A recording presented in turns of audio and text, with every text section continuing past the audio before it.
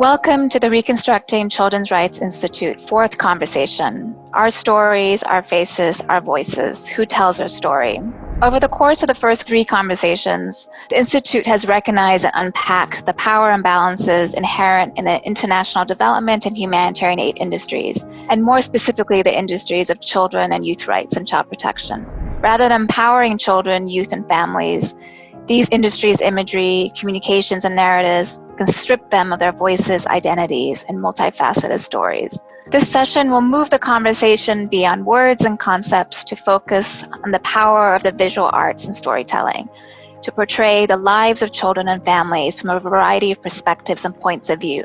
The speakers will reflect on the themes of the Institute as articulated visually in the Institute's artwork: possession, exploitation, discrimination, domination, resistance, and rebellion.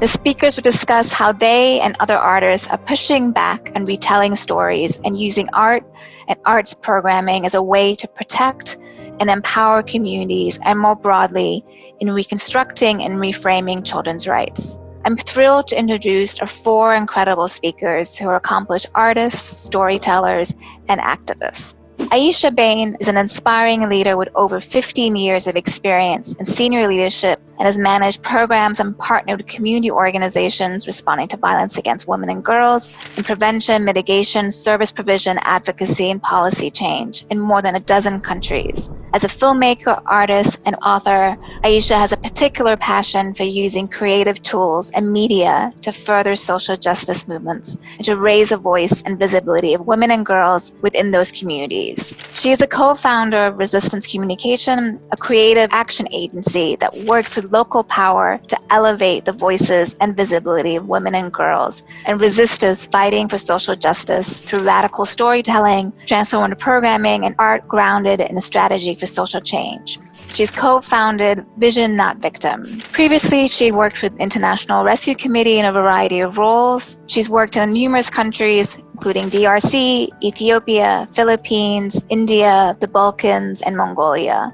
She's co-directed a documentary she produced entitled Darfur Diaries, Message from Home, as well as a book she co-authored, Darfur Diaries, Stories of Survival. Spanning 5 continents, Aisha has danced with almost every community she's worked with. Meredith Hutchison is a fierce feminist activist, photographer, and photo facilitator, collaborating with communities to create images that combat stereotypes, challenge oppressive systems, spark dialogue, and show that there can be change.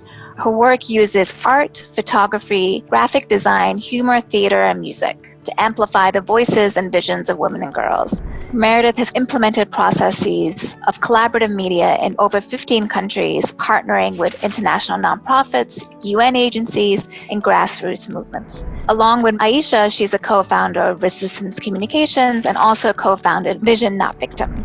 Meredith's work has been featured in a range of media outlets, including BBC, CNN, among others, and she's been exhibited around the globe and in public spaces. Meredith holds a bachelor's degree in literature from the University of Pittsburgh and a master's degree in economics and political development from Columbia University. Miriam Sugranyes is an illustrator and art director with the Wright Studio.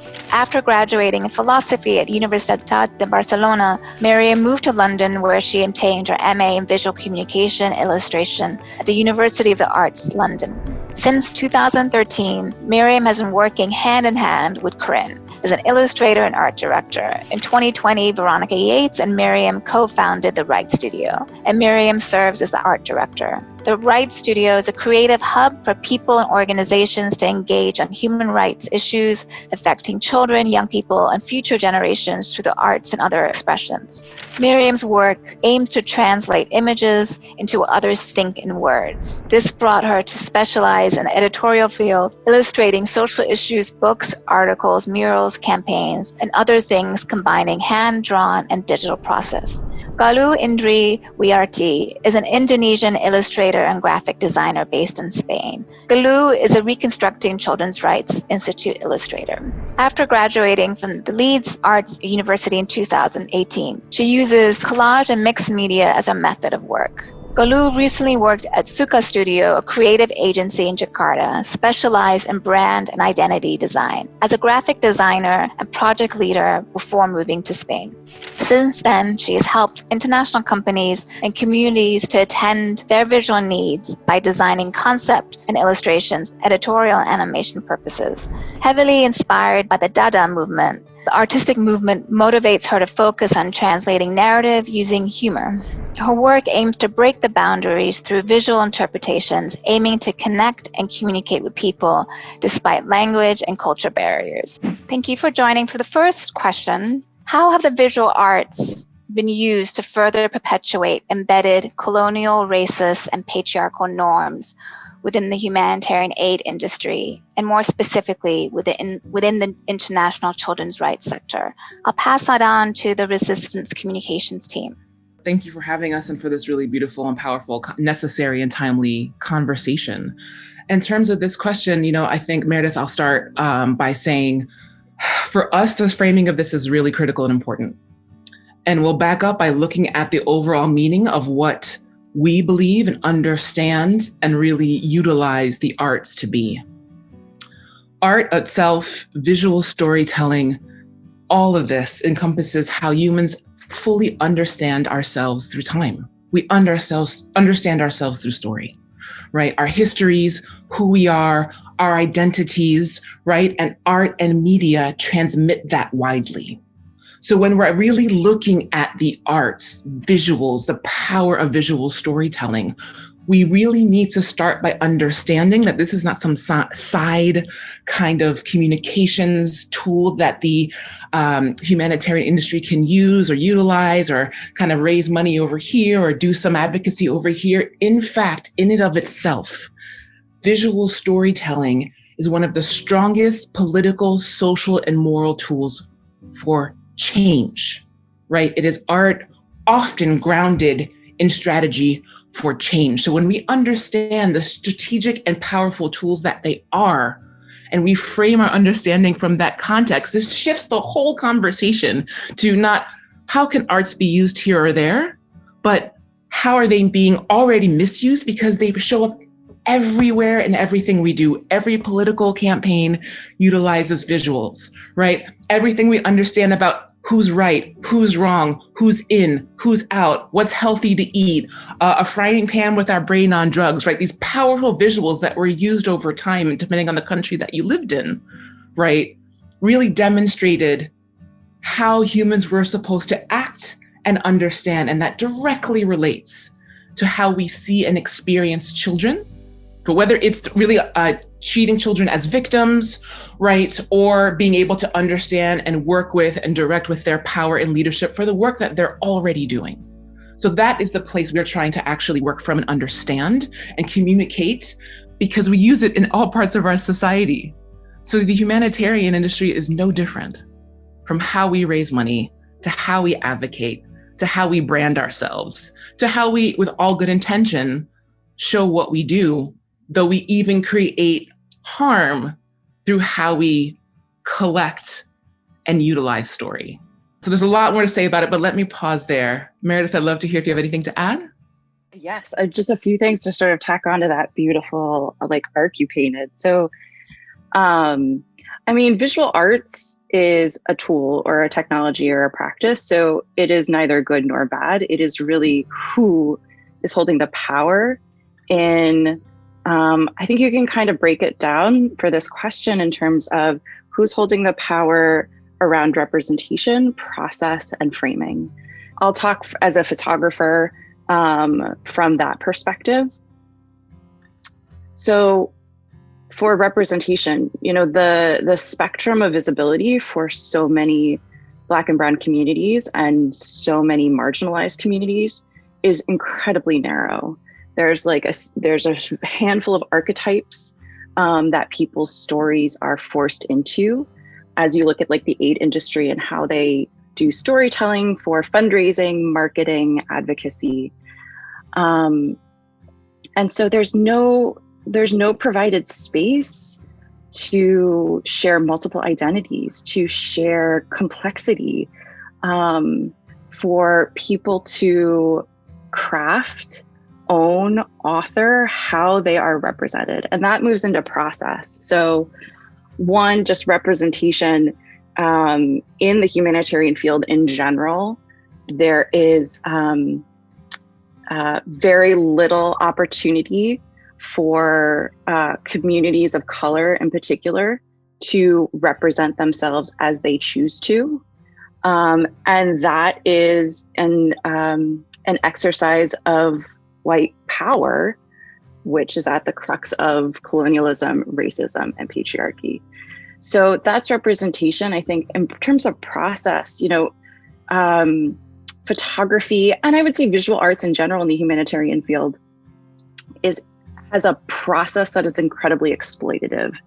So, you go into a community, you extract stories, you take people's image. There may be some sort of process of informed consent, but at the end of the day, the organizations, aid organizations, are still holding the power. And I think we'll have an opportunity a little bit later in the talk to talk about how we're working on different ways to flip that script and build out space and place for communities to own and author how their stories, their visual stories, their images are shared. And the last part, I'll make this real brief, is framing. So once a story is gathered, once an image is gathered, who gets to edit that story and for whom? Where is it going to go? What are the trappings around it that are giving it framing and context? The people that are represented in those images and that imagery, they don't have choice. They don't have decision making. I think most often they don't have knowledge around how their image is being framed. And so, from start to finish, the process of visual art creation in the humanitarian sector overall it does nothing to share power or transfer power to the communities that are sharing their stories, sharing their representation, sharing their art and visions and ideas. That was really, you guys just framed it in such an important way. Miriam, it would be great to get your thoughts, both as an artist, but as someone who's been working, in the children's rights space, both with CRIN and now with the Right Studio. Thank you so much for having me in this conversation that I think is really needed. So I think when I was thinking about this question, at the same time, I've been linking all the thoughts with what Aisha and Meredith had said as well. In terms of, I divided it made me think about two really important things here. One is from the voice perspective, and the other is from the message and the media perspective. So from the voice perspective,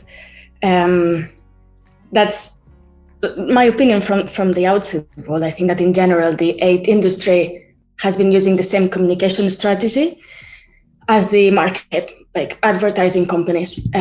Companies want to sell a product to grow their business, and charities want to raise money to grow their organization, which, okay, it's legitimate, but they're using the same tactics.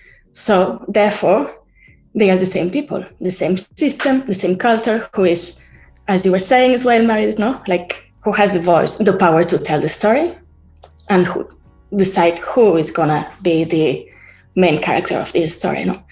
Therefore, the persons who missions to work on the images have always been coming from a very similar background that has been perpetuated, like this patronizing perspective that has been dominated ways of thinking for years, legitimizing the rules of the status quo. I think that the story has been always, to put it in a very general way, but I will say so, that the story has been told from the oppressor's eyes.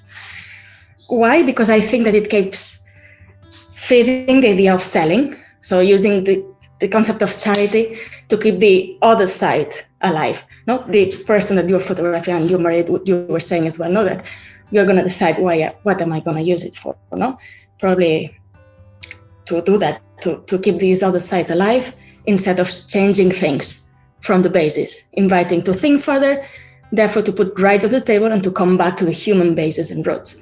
this is what Aisha was saying as well, no? Like art is super powerful tool. So, and this brings me to this second point that I hope is not misunderstood, but from the language perspective, no? I think that we've seen the same visual communication patterns using photography as the main media, but a very specific way of using this media, not as a storytelling, but as a truth transfer, as if photography was achieving two very specific objectives, no?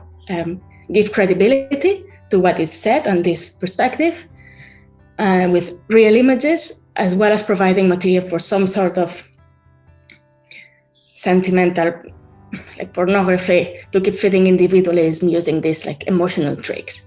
But I'm not saying that photography is this. I'm just saying that I think that it's only this way of using photography, like the use of photography as the truth teller, but correct me if I'm wrong.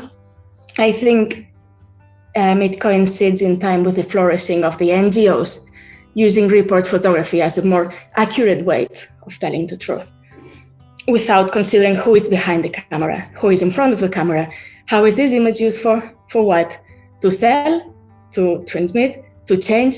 So this makes a lot of difference. I think, at least when I was a kid, it was used for selling. That's for sure. This has been changing, I hope. I'm a bit concerned about the concept of this concept being misunderstood, the photography. I'm not saying photography is bad. I'm just saying that I think we've been using photography because it's been misunderstood as a way of telling the truth, while this is a super powerful art tool of storytelling as well, no? For explaining the world. I'm gonna use Cartier-Bresson's quote that he said, "The camera can be a machine gun, a warm kiss, and a sketchbook." I was just referring to another way of treating and understanding the images, conceived only to consolidate one truth, but not to provoke thinking or change or speaking from the provocation. No, I mean, Miriam, what you said is so true. And I think, others like, Teju Cole, who's a writer, he's also talked about how photography has just been weaponized by this industry. And I think how you have framed it within this very capitalistic advertising, I mean, it just, it says a lot. Galuh, it would be great to get your thoughts as an artist, but also you are the illustrator of the Reconstructing Children's Rights Institute. One of the goals of the Institute was, to create this space of learning, not only through words, written words, but also through images. And your images have been a really powerful way of depicting these conversations, but also pushing the boundaries. Thank you for having me here. I really am honored to be in the discussion.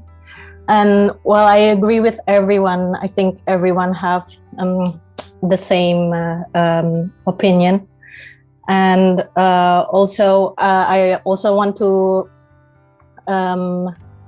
take the point from what Aisha has spoke about. I think now visual arts, I'm not sure, I can't really say to all of the visual arts because, but I can say with an illustrator, I think there's still like just a narrow option in the field, especially I think there's also a fault in the educational system. When we've been taught in school, it's always been like, okay, you're going to be an illustrator who is going to go to, in the advertising field because they're the one who have more money. And I think it's really sad because I kind of feel like illustration have a lot of potential, especially now. And also storytelling is really fun. You can use it to stand up for your values. You can use it to retell the histories. Also, you can use it to debunk myths, explain facts. There's a lot of things you can do with illustration. And it's really sad to know that's only one direction, and it's not true. So I'm really happy that you can find me and I have this opportunity. And I'm hoping that there's a lot of opportunities, other opportunities for illustration out there to be working in this field, because I know a lot of my friends would like to speak out for themselves, especially like from the minorities background, who have minorities background. And I also agree with Miriam about having, I think nowadays photography has been used a lot, but it's just as like, it's some kind of a tool. It's not like to express something, to give your opinions about something. It's just like a machine.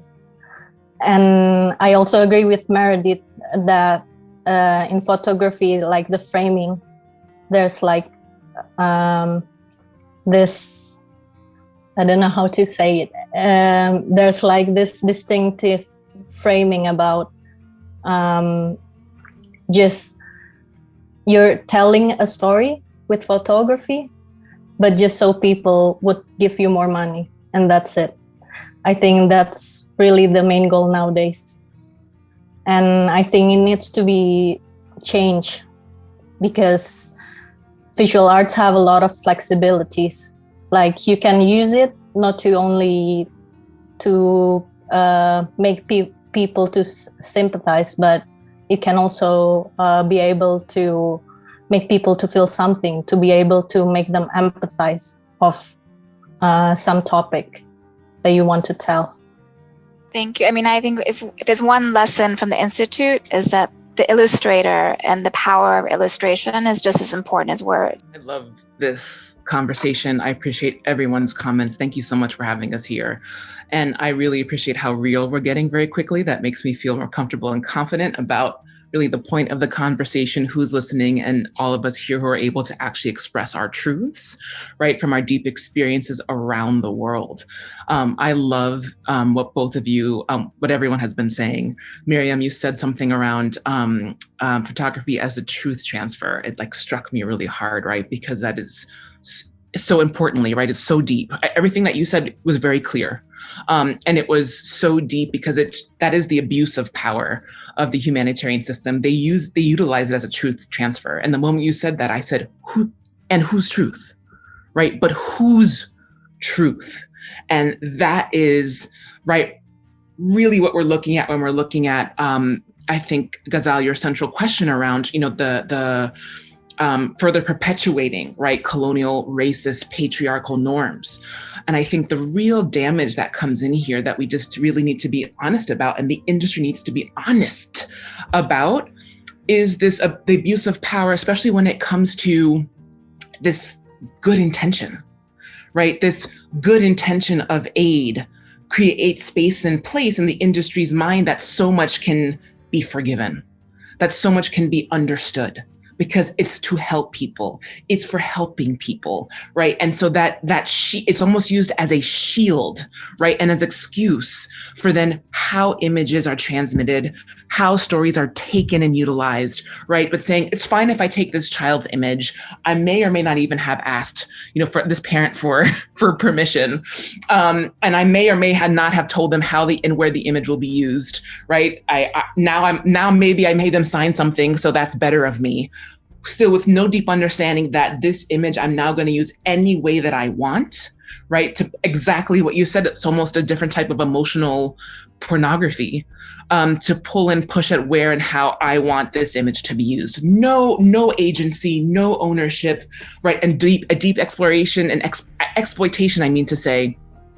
For when white people went into lands and took lands, we take people's imagery and story in the same exact way, right? And so there's a real deep calling out of that truth transfer of whose truth. And, we talk a lot about this for the work that we do. And one of the central questions is, when we think about visual storytelling, when we think about imagery and stories and this entire topic of what we're talking about, one of the central questions is, who and what and where is the demand coming from for which kind of stories, right? And if we're able to honestly in the aid industry answer that, we understand exactly how and why we're extracting, right? And it is a changing of this process, right? And I think we want to share a bit of how we're doing that in terms of, again, trying to shift this system and shift this process. But when we understand, okay, we've now, and I think Miriam, you said this a bit as well,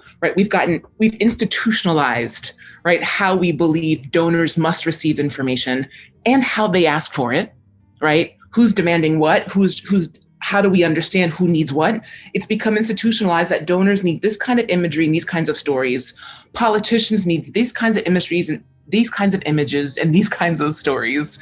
The general public needs these kinds of images and these kinds of stories, right? And so we have really systematized how we think about imagery, as Ghazal was saying about in terms of marketing and storytelling, all of which is to specifically portray Black and brown peoples, Black and brown communities, and Black and brown children in a very specific way. And certainly not as agents and authors of change and leaders and with power in their own community. So that is really, I think when we say that I love that really just struck me, this truth transfer, right? Whose truth? And if we can really be honest about that question, this shifts the whole field. No, thank you. I always think like if it was your child or even your friend's child, like how would you feel if that image was plastered all over the world and you had no idea that was happening? I mean, would you feel comfortable? And that's always like, I always think about that when I see these images. In terms of, as we've unpacked all of this, what's the role of art? How can art be used to dismantle, racism, colonialism, patriarchy in the child protection and children's rights field? In other words, how can art decolonize and reconstruct child protection and children's rights? And Galuh, maybe I'll start with you, as the illustrator of the Reconstructing Rights Institute. Okay, so, I'm speaking from my own experience. I think that's why I got interested with mixed media and collage specifically because, there's never going to be like a copyright issue with it.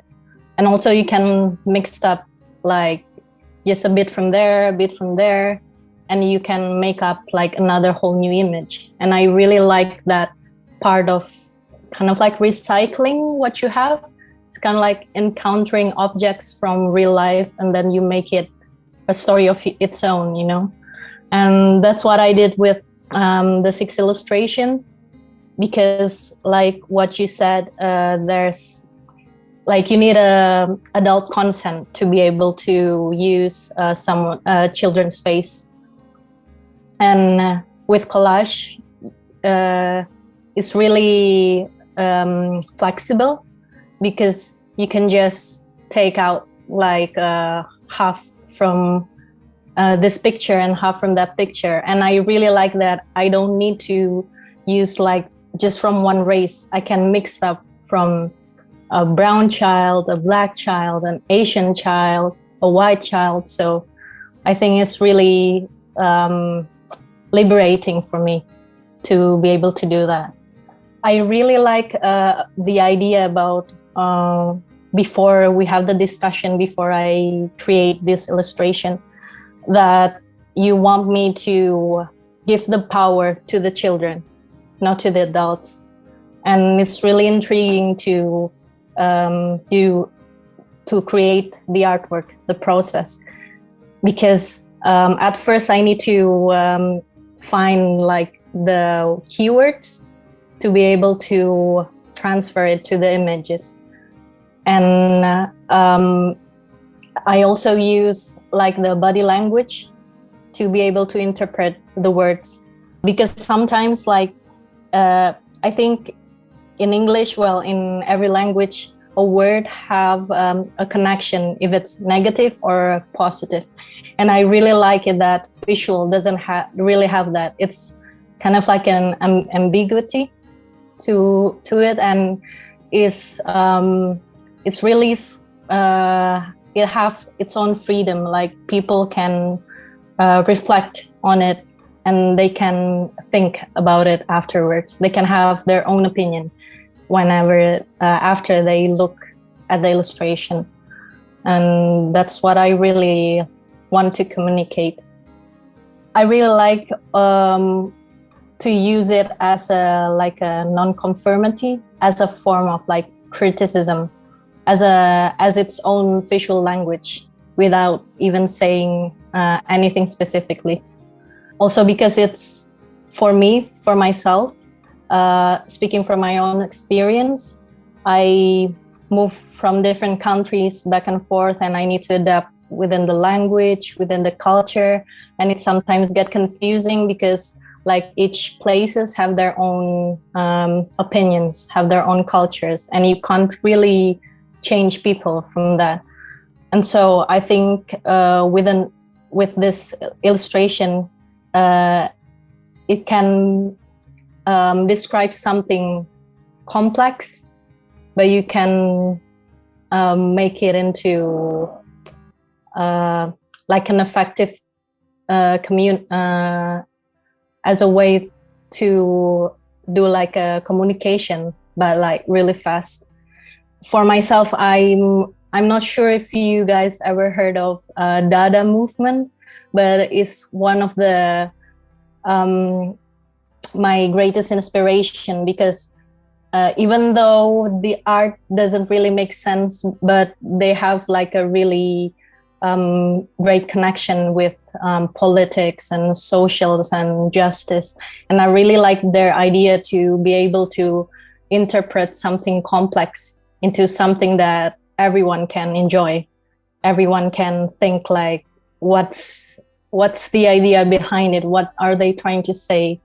And just enjoy the illustration, but with something, with a concept, with something they have to say. I mean, you've captured the Dada movement in your work. I mean, you've taken something very complex, and there is a sense of humor and lightness, but also this real deepness and complexity in your work too. Miriam, I'll pass it on to you. Just, as a fellow artist, illustrator, it would be great to get your thoughts, how you're using art at the Wright Studio and at Corinne. It's been great to listen to you, Galuh, because it's, at some point, I didn't know if I was speaking to myself or listening to you. I mean, lots of things in common. So yeah, as I said, my artistic journey is mainly related on how I met Corinne. I remember that time as if it was like yesterday, and it was 10 years ago. So yeah, they were like precisely being tired of seeing charitable images, of smiling and starving children. They were looking for an artist to work on them with the children's rights field, and precisely to get away from this patron and to stand for children's rights, not charity. So when I met them and I listened to their concerns, as Galuh said as well, I was coming out from the university as well, and what I was told, it was where the money was, no, and how can you work in a semiotic way, or how to convince people. And I was sure that we could use something in a reverse way, but I didn't know how. After listening to them, what I thought that was needed was to create an imaginary, to take a step forward and provoke some thinking, instead of saying something literal, like a closed truth or something. It's just that another window, that it's not bothering the report, the text, the campaign, but opening a new window from there. No? I wanted to focus on breaking assumptions, playing on the meaning of the images. And for this, I had to go back to visual poetry, Dada as well, and surrealism and conceptual illustrations in order to play with meta language. So my main idea was to use like two very basic objects to create a new one. And then your brain automatically was thinking in something different. I was provoking some sort of cat and then inviting to a different thought. On the other hand, very ambitiously, I wanted the margins to have its own voice. And this is I'm speaking about 10 years ago, but I remember that this was quite an obsession. Like, what what am I doing? Like what? So the only, and I think this is very connected to what you're saying, Aisha, as well. The only way that I could find all the voices to speak, like the forgotten, it was collecting objets from the street, like found objects. And I was trying to find, by then I was illustrating the UN Convention, and I wanted to use each article to use one object that, at the same time, it had to be an object that it could be readable anywhere around the world, which wasn't easy. But at the end of the day, it was much more easy than I thought. And I also used my friends who were living in different places to send me pictures and also pigments of different colors, blah, blah. I did that being very inspired with Walter Benjamin, and his character of the flaneur, and the idea of, like to tell the story with lowercase letters, like not from anyone's voice, but from trying to speak the story from the streets, from the margins. I understood the convention and any legal text related to children's rights to something that is as well alive, open, constantly changing, as we're changing with them as well. No? From there, we started creating a language that wanted to work in a very, very simple way at the same time, but effective, provoking while accompanying the reports and campaigns, etc., without being as well negative. No, like you are doing this wrong. Just like inviting for, hey, what's going on here? No, like maybe there is something, another connection that we're not doing here. No, doing this work, that's when I started to believe in the power to provoke and awake some hidden truths and basics that have been forgotten or erased. No, so I have the convincement that art has the obligation to decolonize and reconstruct children's rights.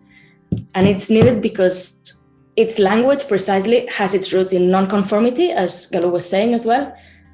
That means in questioning as well, not having one truth, and normalize it.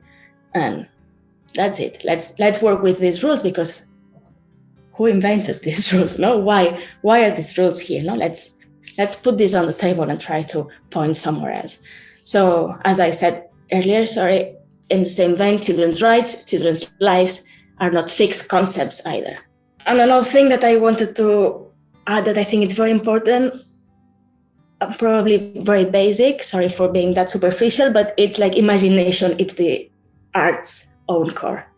And it's much needed. I mean, imagination has the power, capacity to connect, create threats, and it's the doors to critical thinking and the power to invoke other possibilities of living, projecting human and children's rights, to ask questions, to say, why do I have this voice? I mean, someone else should tell this story or not, or from which perspectives, or connecting to threads that maybe they were never connected, or even worse, they were always connected, but we didn't see it.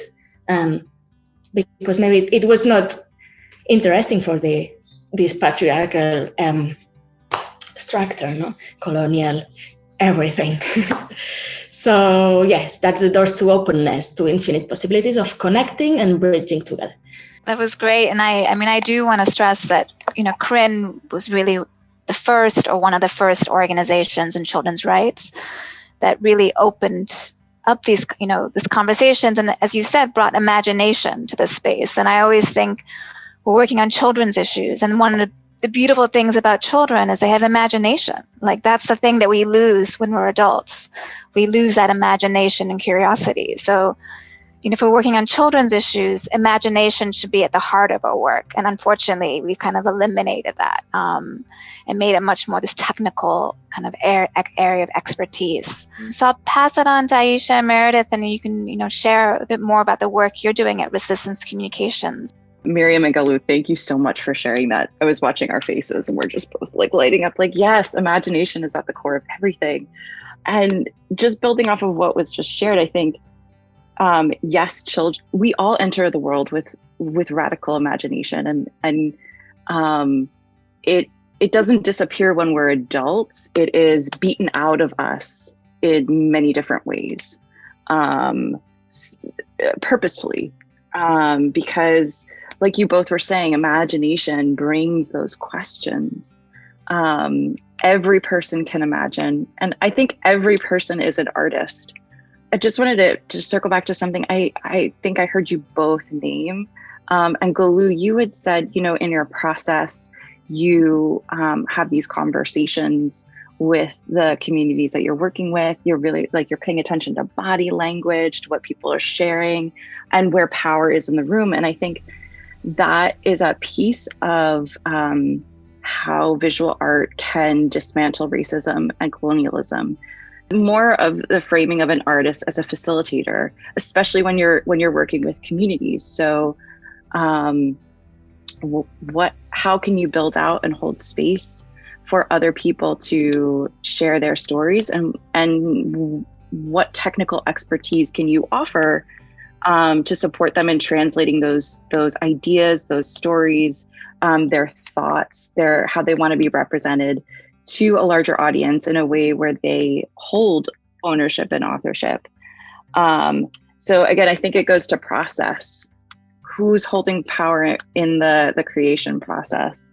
In relation to that, there's a tendency for art and visual storytelling in the nonprofit or the aid industry space to be a completely single conversation. So you create art at one point, where you extract images or stories at one point, you bring it to another point, it's shared with funders or policymakers, and that's the end. There's no reason why that should not be a circular conversation, and there shouldn't be measures of accountability in that process, where communities, especially Black and Brown communities, have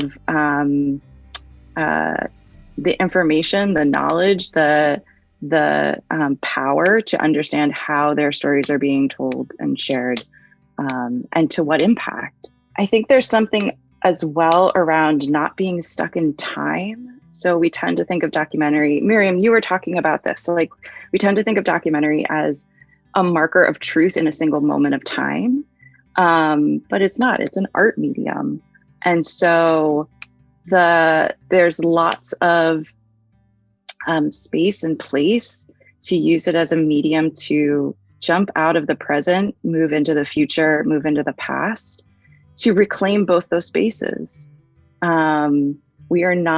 We're, as artists, and I would again say everyone is an artist, we are not bound to only talking about, only exploring this present moment.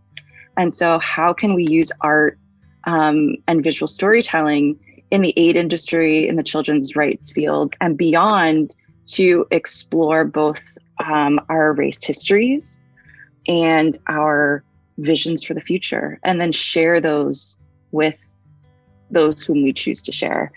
I think the last thing, and then I'll just point to one example and then kick it over to you, Aisha, is there's a lot of, within the aid agency, there's a lot of systematic siloing of departments. So there is, you've got your programming over here, you've got your marketing team over here, you've got your comms team over there, you've got your advocacy team over there.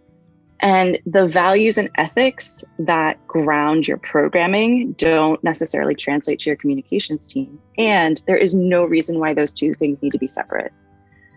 Art creation, visual storytelling in general, that is in and of itself incredibly valuable, incredibly powerful, and it can be programmatic. So for example, one of the programs that Aisha and I have been working on for a long time is called Vision Not Victim.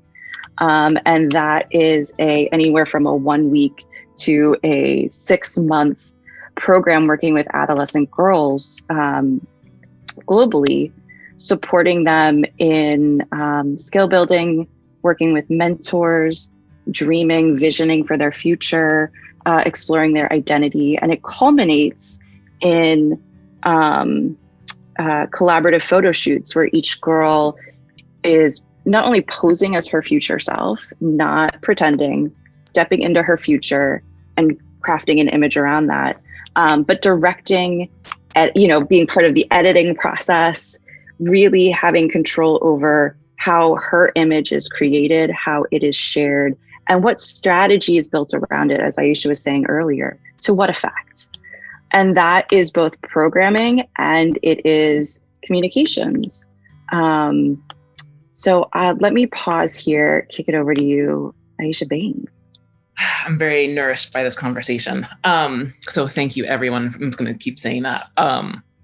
So listen, I think I'm so appreciative of what everyone has been contributing. I agree with every part of my being. I think part of the reason why we created Resistance Communications was because we kept coming up against barriers in different nonprofits, spaces that we worked in or consulted in or were staff in, when we kept trying to integrate, right, this visual way of working with accountability, and kept receiving so many no's that, kind of some of these arts programs were perceived as side things, or we don't have money for it, or it's not part of this protection program, or it's not part of this, right? Really very clear black and white lines of what constituted serious programming, what constituted services, what constituted prevention, what constituted, right, protection, and what didn't. And it's fascinating if you think about it. Children create art everywhere. They draw it on paper. They draw it in the dirt. They draw it on tents. They draw it on walls. They draw it in digital formats, right? They doodle everywhere. Everywhere. At every country you go to, you almost would look at that and say, clearly, this is one of the most central ways I have of understanding the communication from children, supporting how they wish to communicate to the world, and supporting how adults understand and can work with that. It seems like the most natural thing, and somehow we keep stamping it out, right, as not serious. If we were to talk about children's leadership, children's protection, change driven from and with children, we start from their place of knowledge, communication, visualizing the world and understanding, and we work from there, not from the places that we demand they start from. The arts, visuals, is one of the most central ways to do that. Right? The images that they see impact what they see as right and wrong, and truly what is possible in their world. The images we see of them dictate how we see them as adults, their potential, and how as adults we believe and then categorize and create boundaries on their potential with our power as adults. So we, in the global north and in the West and around the world, see these images of Black and brown children as hungry and thirsty and maybe sometimes smiling and some flies and the imagery has stayed by and large much the same. Or they're super happy that some nonprofit has come and given them something, right? Like, it is a very, very, very, insulting, to say the least. So the power of imagery is not only dictating how we in nonprofits, right, in the humanitarian space, think about design with children and for children, right, from their starting place. It also dictates what children see and have access to for their own imaginative powers and seeing like what's possible in their realms, right? So visuals have a massive potential for protective impact for children, right? As well as the power to support children to see new possibilities in their own lives and the drive to seek it out, right? This imagination that has been talked about, that is the fuel for life. You know, if you happen to be a child in a place where you have the privilege of being asked, what do you want to be when you grow up? Because it's not already predetermined for you. We don't ask children what they want to be when they grow up because it's like at 11, you decide you want to be a doctor and now you're on the path. We know it's the very act of wanting something for your life that determines how children and youth make choices for themselves. That's what imagination is about, seeing things as possible. Often when we're working in these places in the program that Meredith spoke about, right, and you see these girls, right, who have, first of all, questioned if this was possible for them because they've never seen a girl or woman do some of these, professions or possibilities or different things that they dream about. When they really step into this role and see themselves as this is possible, right? They think about, well then, and we of course, there's mentorship elements and all kinds of different skill building around it. And they ask themselves questions like, well, then maybe if I want to do these things, or I want to travel, or I want to, become a photographer, or I want to do these things, that I might need to have children later. I mean, I think I need to go to more schooling because I want to learn these things, right? They ask themselves questions. They think about decisions for their lives in a very real way, right? This beautiful thing that we see around when children can start, and you were talking about body language, Galuh, like we see this all the time. When children can start from here and end here. I wish donors would ask for that measurement as M&E. The power that visuals can do when you see possibility within yourself and you see it somewhere else.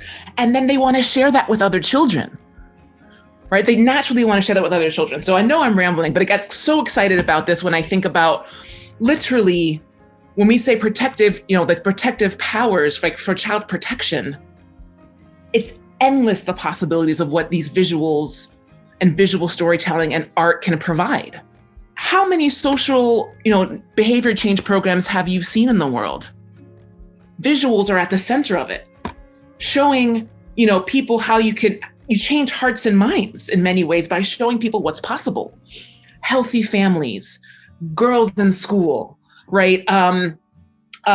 Showing people what risk children can face in emergencies, right? Like that girls are at risk of certain types of violence in an emergency and what their options are. Here's another form of white Western patriarchal racism, an assumption that every family in the world doesn't love their children. And that Black and brown families don't want to protect their children as much as Western white families do.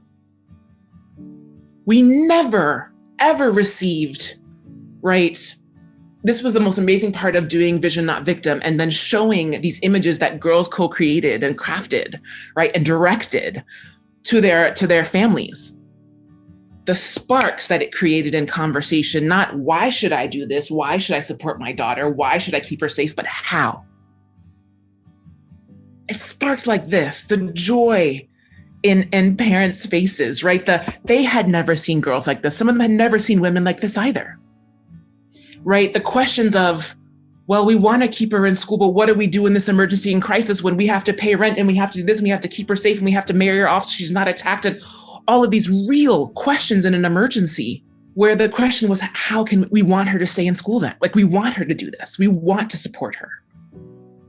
So there is real power in integrating, as Meredith was saying, integrating, as all our artists have been saying, right? Visual communications, visual arts into programming for children that becomes so many things. It can become a protective factor, a healing factor, an imaginative, explorative, educational factor, a communications factor, an advocacy factor, a connection factor to themselves and to other children. A way in which to really seek and explore change. A way for adults to meet children where they are at, where they want to be, and support their communication. A connection to our own humanity, for seeing ourselves for who we are and not the assumptions and biases that we come in with. And then we get to see some really real human beauty in all of that, which we forget in emergency response because we feel like there's not time and space for it. And it's always there. And people are always communicating it. and the visual arts creates that as well. And it provides also levels of joy and hope. And the most significant thing for children, imagination and possibility. So when you think about it from those elements, it becomes, how would we not integrate this into everything that we're doing with children? Support the place from adults to assess, program, design, co-create with children, and really then be able to flip and switch some of the ways our really harmful, racist and colonial practices, even with the best of intentions, keep causing harm today by supporting children to author and own the art that they're creating and that they're actually trying to communicate to adults if we pay attention and listen. No, it's so true. And one of the reasons we wanted to have this conversation is that within child protection work, art is kind of a little side project. And, our view that this is central to everything that we should be doing. So thank you for that. In terms of, the last question and kind of wrapping up, as we're thinking ahead and now that there are these renewed discussions regarding the future of aid, decolonizing aid, whose vision and framing should be privileged in that reimagination? And how do we ensure in the future artists are privileged in that reimagining and historical storytelling of the international child rights field? And Miriam, I'll start with you. Thank you again. All of you. It's super inspiring, and I think I will be like ages having this conversation. I'm going to start from the small scale. At CRIN, what we discovered while working and using storytelling and illustration for the reports and trying to provoke this way, we ended up with the necessity of creating something new, working like a site. That's why we decided with Veronica Yates to do the Rights Studio. It was where the playground is, where the arts could work as a bridge, and play with all this connection that we've been saying, and not per se being an agency because the art is there already, but creating these connections or these bridgings or working with these voices. So I'm going to the big picture. How we ensure, I think that working from the openness, if that makes sense. And I think this is very connected to what Aisha was saying as well, I think. Sorry, Aisha, if you weren't mentioning this. But I think from a grassroots and horizontal language, because art has always been here. It's always here. It's always being here, reinvented and invented and present, like from 1,000 years ago, since we exist. So we don't need to recreate anything new to give a voice to who we believe that should have the voice. The voice is there already, So I think we need to reframe what is knowledge and by whom this is defined. And this creates the need to revisit language as well, to reconnect, to listen, to go back to the roots, listen to the unheard, to the ignored, because art is there and the voices have been always speaking. And I think that we need to unlearn in order to see the unseen. So to me, it's not about giving them, whoever is it, them, like the other side, that who knows who is it at the end of the day. It's not about giving them the space or the voice, because they have already this voice. Everyone has been developing their voice, and this has been happening, I think we should do a clear assessment of the power and privilege we have and how we can put this at the disposal of those who don't have it. And I will try to finish with this, but I'm going to try to make it simple. But we need to face the problem from a completely different approach, broader, holistic, and long-term. So, and I think that this brings me back to the very beginning. We've been used to to this logic of domination. And this is what is under scrutiny at the end of the day, these logics of domination. We have designed a short-term and monetary shaped system that consciously or unconsciously, I don't know, aid fell into this bag, no? And it's this, I don't know how to pronounce this word, hierarchy, sorry. It's this hierarchy that enables one to oblige and count, to draw charts, to construct histories, to construct stories for the winners, and to legitimize a system that is individualist, destructive, dominant, blah, blah, blah, blah, that can go for ages, no? So at the end of the day, I think it's a matter of changing how we look at it, and art being part of this knowledge, because precisely art, from this non-conformity, from this imagination, then critical sense can come in, and the questions are opening up, and things are connecting, and being connected to the world, to the earth, to the plants, makes you think about children's rights as well, no? And makes you live in a different way. I mean, I think that science and technology are basic to create knowledge. I'm not saying let's forget about this. No, I think those are basic to create knowledge and to face certain problems accurately. But this is not only, I mean, this is only enlightening a really small part, a really small link of the long chain. So we need, and this is another thing, maybe we need to stop thinking about change or very linear ways of finding solutions. It's not going from A to B. Maybe we need to look at it in a constellar way, in order to embrace other ways of explaining the world, and to put on the table that things that are essential that we forgot probably. Another step has to be done in order to see the whole perspective and to diagnose the illness from the roots. Now I'm going to use my notes like literally, I think, because I took from the website, from the Right Studio quote from Mina Salami, that she's, I mean, obviously she speaks much better than me. She says, like, despite living in the information age with an abundance of insight, we are incapable of solving pressing problems such as social injustice, sexism, racism, classism, speciesism, climate change, poverty, restlessness, mental health issues, and loneliness, regardless of how educated or developed a society is. These same problems are causing despair and division everywhere. So we must concede that we are either approaching the wrong problems, or we are approaching the problems wrongly. And this is where I think where we should be. So art has the power to invoke the untold. So some sort of uncovering what is on the roots, which needs to be recovered, despite the contradiction, and creating connections where they might not be obvious to many. Thank you, Miriam. And Galuh, I'll pass it on to you. Okay, thank you.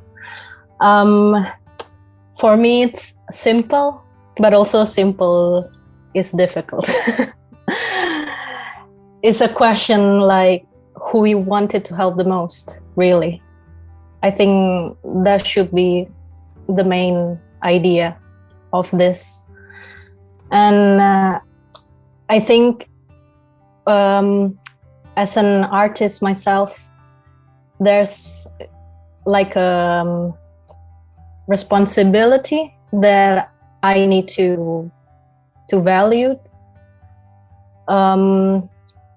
Like actors before they act, they have the same thing, right? In order to know which way is the best way to portray them, they need to study them, they need to make contact with the community, they need to understand them, how they feel, how they talk, how they walk, that kind of stuff. I just want to tell like a short case. I don't know if you ever heard of Sharbat Gula, like the Afghanistan girl whose portrait is really famous in the National Geography. and the photographer is Steve McCurry, I think, if I'm not mistaken. He really wanted to take a local girl to be able to represent the issue of the magazine, but then he never really have consent from the girl. And for me, it's really upsetting, because after that, he won a prize, he's famous, he got more jobs, but then he doesn't have that ethical responsibility. And I think as an artist, like, you really need to have that. And what's worse is that after a few years, he visited back, and then he asked the same girl to have the picture taken, like, before and after. The girl doesn't want to, but the parents say yes, of course, for the money, I guess. And I think it's really sad. I think it's a question of, like, who should we prioritize? It's not just people's feelings. It's not only for your content, you know? So I think, how do we tackle this problem is to collaborate with the community, to work together as a unity. And you need to think of the other person feels, or how they wanted to be portrayed. It's not just about you. As you said, artist is a facilitator. It's not like your art doesn't really depends on just what you think. I think you also have that kind of responsibility to tackle problems in daily lives. And nowadays also there are lots of institutions who needs art. So the question is, like, who we wanted to help the most, and how can we collaborate to make it even better, you know? Meredith, Aisha, I'll pass it on to you. All right, I'll jump in, but Aisha, again, please jump in as well. Oh, this conversation is just so nourishing and joyful, and I feel like we could get off of this Zoom call and keep talking for the rest of the day. I'm learning a lot from everyone who's been sharing, so thank you. I think before speaking to this question, I just wanted to circle back to something Miriam was talking about, and Ghazal, you were mentioning as we were transitioning to this next question around the role. So on the one hand, art and storytelling is being completely sidelined in the aid industry in general. And I think that really has its roots in a very white, Western, narrow definition in the aid industry of what constitutes truth and what doesn't. And so, white Western donors in particular look for very specific things, whether it's very prescribed narratives or more often it's data. And that is privileged, extremely so, over what Black and Brown and Indigenous people have to say about their reality and their experiences. And so I think the role of art and visual storytelling at its crux and right now is to push, shift, challenge, move audiences in the aid industry. And I think this conversation applies to so many other spaces, but to move those audiences to recognize where truth comes from, what mediums it comes through, who is the messenger or the speaker. Because, Black and Brown and Indigenous communities for centuries have used art as a way of telling truth and sharing knowledge. And so I think it is one of many different, but it is a role of artists to bring viewers back into that fold, to recognize that storytelling, that visual arts, that visual storytelling, and then at its crux, Black, Brown, and Indigenous voices are purveyors, speakers, mediums of truth. So it's just one little tack on to that. I think in response to the question around whose visions and framings should be privileged in a reimagination of the children's rights field, I would flip that question a little bit and say whose visions and framings should drive the reimagining of the future of aid and international children's rights field. It's about power. So it's not about it's not about the aid industry allowing children, especially Black and Brown children, to input into a vision. It is about centering the visions of Black and Brown children in a reimagining of the industry and the field. I feel sad that our time's already coming to an end because there's so much more to talk about and say, and I'm going to keep focused on today's topic of really looking at imagery and visual arts in the children's rights and children's protection field, because I really feel there's a lot more we could say about how, colonialism and racism has impacted this field writ large.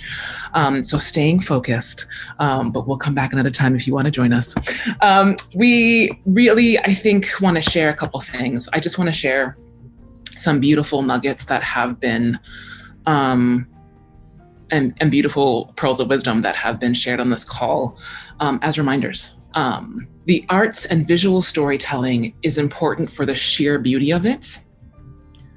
It is a gift of the human animal and is one of the most powerful tools for political, social, and moral change.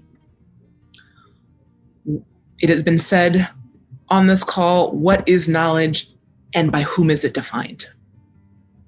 Art is a significant central part of knowledge. It has been said on this call that voices exist in every land and have been always speaking to us. So who are we listening to? What do we need to unlearn? And what do we need to learn in order to do this work better? Who do we need to become in order to dismantle the racist structures within how we use visual arts, within our entire children's protection programs, within the entirety of our organizations,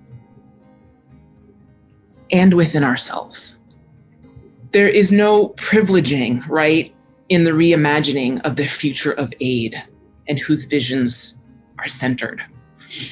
There is a deep, fundamental, and global responsibility of these institutions to stop causing harm and to reimagine and redesign and implement change with those who are most affected at the center of that redesign.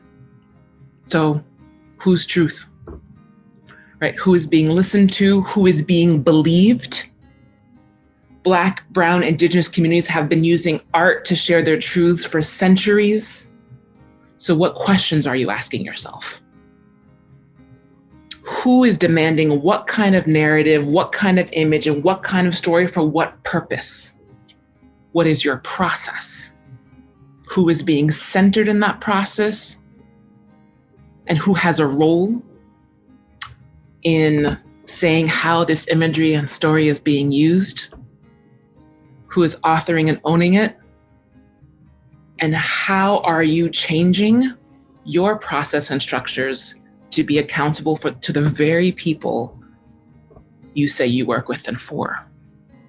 Make no mistake, change requires effort. We deeply understand that it is a lot easier to fly in and out of places, take pictures, take things and use them as you need for the very benefit of saying, but it's good intention, it'll benefit them later. And you're causing harm and recreating the very institutions that you say you're against. Change requires effort.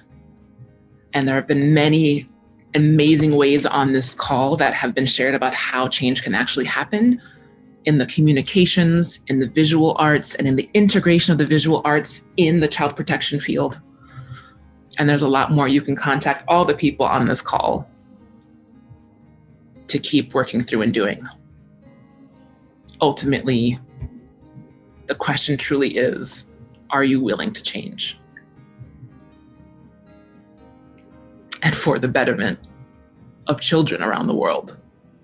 Thank you. On that note, it's a beautiful summary. So I'll close. I do encourage you to check out the websites and resources that are in the briefing paper. There's a lot more, particularly with all the organizations and artists on this call. Thank you to Miriam, Galuh, Meredith, and Aisha for this, really nourishing conversation, as you noted.